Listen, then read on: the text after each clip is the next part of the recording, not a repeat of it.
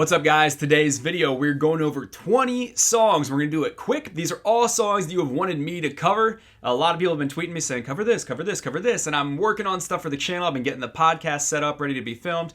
But I want to get to these songs. So what I've done is I've written a bunch of them on sheets of paper. I'm going to put them in this hat from my buddy Rory Ellis, fan of the channel. We'll put them in here. I got a clock. I'll give 30 seconds to each one that I draw, and then we can just, go over a bunch of songs together. And before we jump in, today's video is actually brought to you by Flag and Anthem. Flag and Anthem is a premium menswear brand. They make this kind of awesome vintage Western-inspired clothing like the shirt I'm wearing right now. They were kind enough to send a bunch of it out to me, and it just fits really well. I like how it's not super boxy, but it's not super slim fit, and it's just got a bunch of good clothes. Dierks Bentley has a t-shirt line with them called Desert Sun. That stuff's really great. I have a free and easy t-shirt, but you can check them out. I got a coupon code down below, and you're welcome to head to their site, use that, and get yourself some nice swag. First song.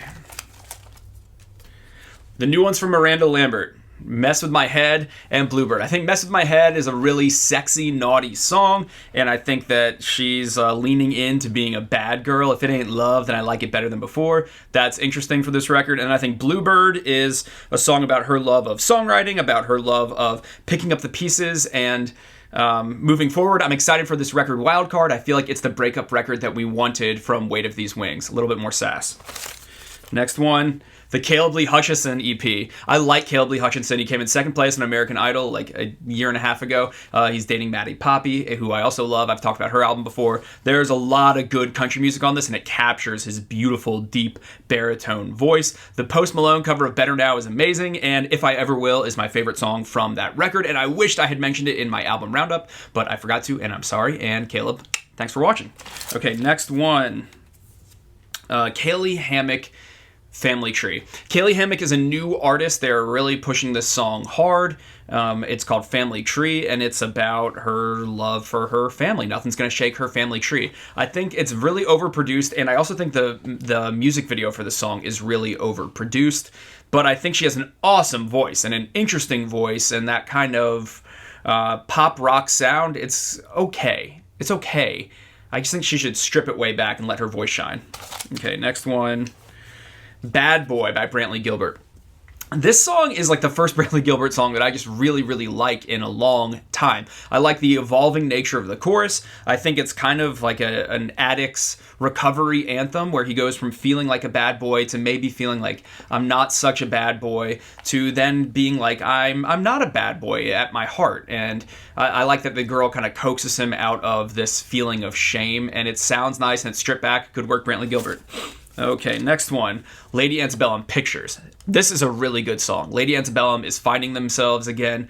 This song is warm. It reminds me of American Honey. It's breezy. It's country sounding. I really like the theme of the song, that we looked happy in pictures, even though we weren't. And I like that similarly to the message of the song, the music sounds happy, but the tone of the song actually is not. I think that's really cool.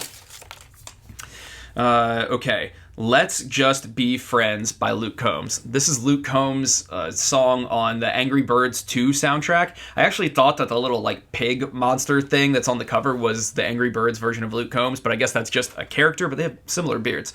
This song's really fun. It's lighthearted. That whole "let's just be friends," that kind of chorus, it's just very pleasant to listen to. It puts me in a good mood. I was in a really bad mood the first time I heard that song, and it made me feel in a really great mood. Luke Combs is just freaking unstoppable, Okay, Kanan Smith, it's Beer Drinking Hour. I think that's what it's called, Beer Drinking Season, Beer Drinking Time. This is a new song. It's the first song from Florida Georgia Line's new label that he's on, and my thoughts on this song are that it's the exact same as Round Here. I mean, note for note, this song sounds exactly like Round Here, a little bit even like Up Down. I don't really hear anything special in this song. To me, it's just a complete play for the tailgate crowd at concerts. Nothing interesting happening on that track, but good for him for getting a new deal. Ingrid Andress, More Hearts Than Mine. Wow, this song is a stunner if you haven't heard it yet. I don't think I've talked about it on the channel. I've definitely talked about it on the podcast. This is a song about going home to meet her family and introduce her new boyfriend, and the fear that she is feeling about if they were to break up, if this doesn't work out, now like her dad and her mom, they're going to be heartbroken too. So you'll be breaking more hearts than just mine. What an interesting song, and her gorgeous kind of bell clear vocal and the piano and the seriousness of it. I love that song. Okay. Zac Brown Band, Warrior. What the heck? What's going on with the Zac Brown Band?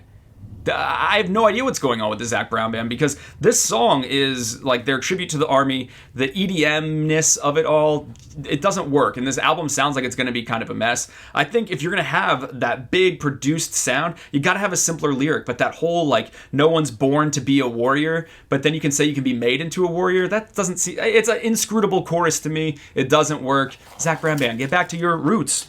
Okay, Highwaymen, Crowded Table, and the song Highwaymen. The Highwaymen, their newest song, which is kind of a remake of Highwaymen, it's the first thing from them that I legitimately love. Otherwise, I haven't loved how they're produced, and there's so much unison singing, and it's a little felt kind of muddled and bland in the production, but this song Highwaymen, where you each get these solos and they're kind of mournful, that sounds awesome. And Crowded Table is a lovely message, but again, I don't love the unison on the song, but I like the chorus. Chris Janson, Good Vibes. Chris Janson, I'm sure it has good vibes. I just, for someone that sometimes has so much substance on songs like Take a Drunk Girl Home, I don't get why. I don't know. His live show is amazing, but I just feel like he aims way too low with his singles. And Good Vibes is another example of that to me. Nothing. It's like Fix a Drink. Who cares? Not me. Okay, The Bones by Maren Morris. The Bones is a really good pop song. It's like on a very non-country record. It's the least country song. I don't love how poppy it is, but that's kind of Maren Morris's thing. Now, putting that argument to the side, is the song good? I actually think it's an interesting lyric about the relationship, and the house will stand strong if the bones are good. And she's talking about that with in the context of romance. I like that as a message, and I do think it's a clear fan favorite. That's my thoughts on that song. I wish all my favorite people were a single. Next one, Details by Billy Currington. Okay, this song has a line in it that is my first thought, and it is, he's noticing all the details. He has good observations like her brown sugar freckles, but there's a line in it where he says, the way you lean 45 degrees to the left right before you're going to kiss me. I've been paying a lot of attention to the details. 45 degrees is too extreme of an angle. We've talked about this on the podcast before. That's too extreme. It's not her head. It's 45 degrees. That's too extreme of an angle. I'm sorry. Hunter Hayes, Wild Blue. He just put out this single this morning. I guess he has a whole new album. Hunter Hayes just seems like, I don't know. He always feels like he's creatively lost, and then there's these announcements where he's like, I'm finding myself in my music, and I just don't really see it. I hope for him that he's getting to a place where he's kind of happy and with his output, because he seems like a little bit of a tortured soul that doesn't like what he's putting out, that's in a never-ending state of kind of finding himself, and this song is more of the same.